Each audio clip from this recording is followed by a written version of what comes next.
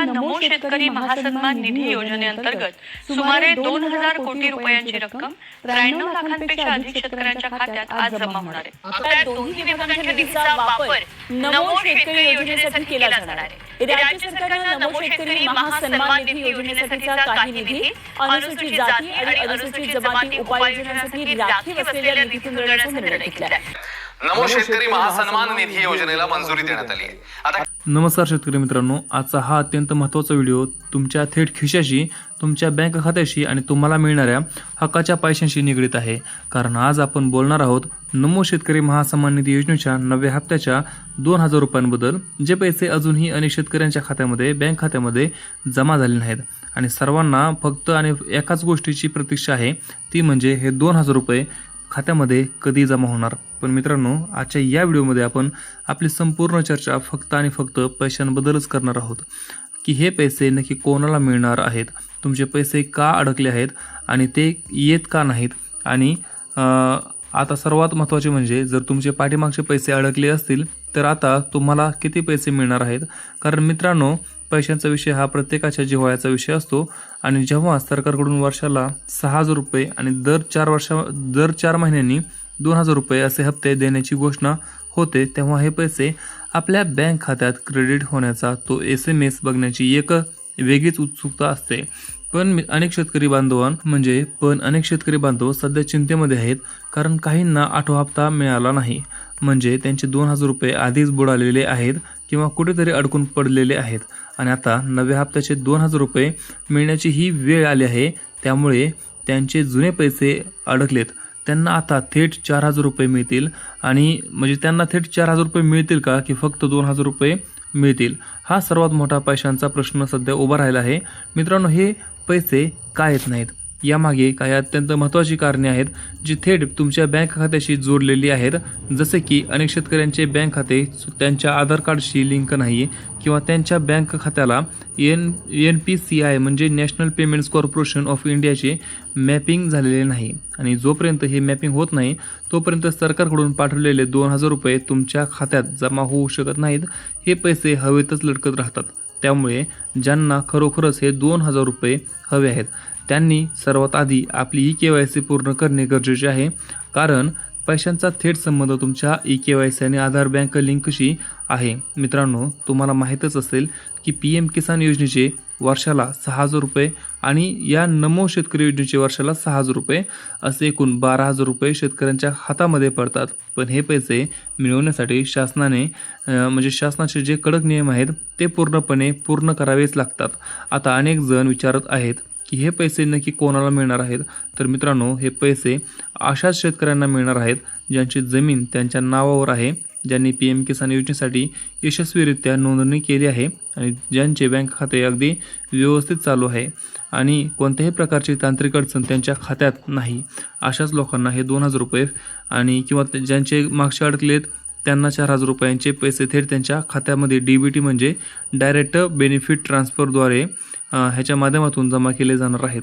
पण आता सर्वात मोठा प्रश्न हा आहे की हे 2000 रुपये का अडकलेत, किंवा अनेक शेतकऱ्यांना हा 8वा हप्ता का मिळाला नाही. तर याचे मुख्य कारण म्हणजे कागदपत्रांमधील त्रुटी. काहींच्या नावामध्ये मित्रांनो बदल आहे, काहींचे बँक खाते बंद पडले आहे, किंवा काहींना अजूनही आपले बँक खाते आधारशी लिंक केलेले नाही काही लोकांनी.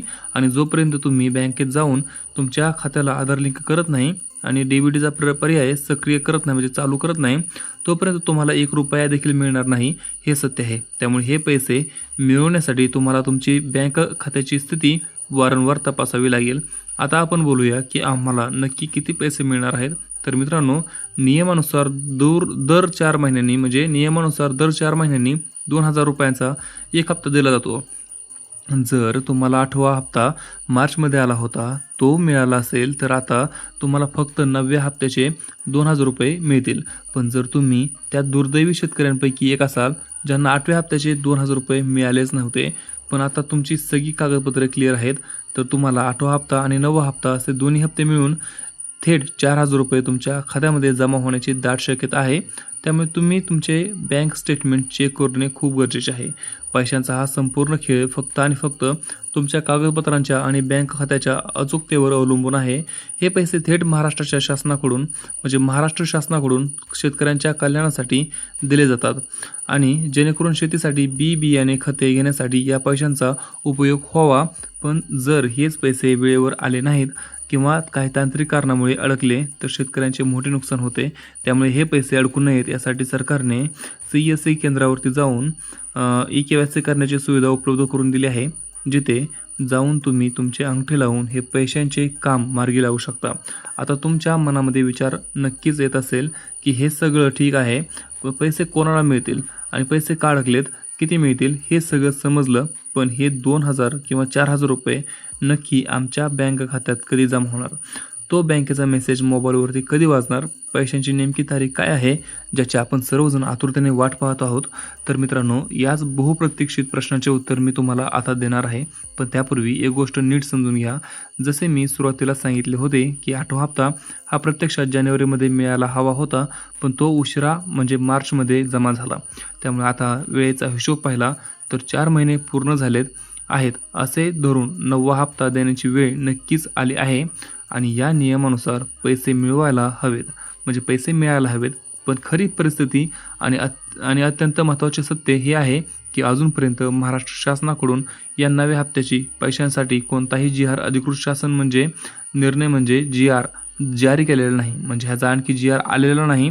आणि या हप्त्यासाठी जो कोट्यावधी रुपयांचा निधी लागतो तो निधी देखील अद्याप मंजूर करण्यात आलेला नाही. आणि मित्रांनो, नियम असा आहे की जोपर्यंत सर्वप्रथम निधी मंजूर होत नाही त्यानंतर म्हणजे मित्रांनो नियम काय आहे तर नियम असा आहे की जोपर्यंत सर्वप्रथम निधी मंजूर होत नाही त्यानंतर शासनाचा GR निघत नाही आणि अधिकृत तारीख जाहीर होत नाही तोपर्यंत प्रत्यक्ष बँक खात्यात एकही रुपया जमा होत नाही. म्हणजे जोवर GR निघत नाही, जोपर्यंत अधिकृत तारीख जाहीर होत नाही तोपर्यंत प्रत्यक्ष बँक खात्यामध्ये 1 रुपया देखील जमा होत नसतो. ही प्रक्रिया पूर्ण झाल्याशिवाय पैसे मिळत नाहीत. त्यामुळे सध्या सोशल मीडियावर किंवा इतर ठिकाणी ज्या काही खोट्या तारखा सांगून अफवा पसरवल्या जात आहेत की उद्या पैसे येणार, परवा पैसे येणार, त्यावर अजिबात विश्वास ठेवू नका. तुमचा 9वा हप्ता नक्की येईल, पण त्यासाठी शासनाची पूर्ण प्रक्रिया होणे गरजेचे आहे. जसा शासन निर्णय येईल आणि निधी मंजूर होईल तशी सर्वात स्पष्ट, पहिली आणि खरी माहिती आणि आम्ही तुम्हाला देऊ. तोपर्यंत मित्रांनो, खोट्या बातमीवरती विश्वास ठेवू नका. GR आल्याशिवाय पैसे येत नाहीत. अजून GR देखील आलेला नाही. GR येईल त्यानंतर तुमच्या खात्यामध्ये पैसे यायला चालू होतात. अजून निधी उपलब्ध व्हायचा आहे नव्या खात्यासाठी म्हणजे नव्या हप्त्यासाठी. तर तुम्हाला 8वा हप्ता भेटला का नाही हे आम्हाला सांगा. जर नसेल भेटला तर त्यासाठी देखील आम्ही एक पर्याय सांगतो लगेचच. तुम्ही फक्त सांगा 8वा हप्ता तुम्हाला भेटला आहे की नाही भेटला आहे. तोपर्यंत कोणत्याही अफवांना बळी न पडता फक्त अधिकृत अपडेटची वाट पहा आणि आपले बँक खाते आधारशी लिंक असल्याची खात्री करून घ्या. आपण दररोज नमो शेतकरी योजनेवरती दररोज एक व्हिडिओ आपण आपल्या चॅनलवरती अपलोड करत असतो, ज्यामध्ये सर्व माहिती आपण सांगतो. त्यामुळे आताच चॅनलला आपल्या सबस्क्राईब करून घ्या. आपण भेटूया पुढच्या व्हिडिओमध्ये. तोपर्यंत जय हिंद, जय महाराष्ट्र.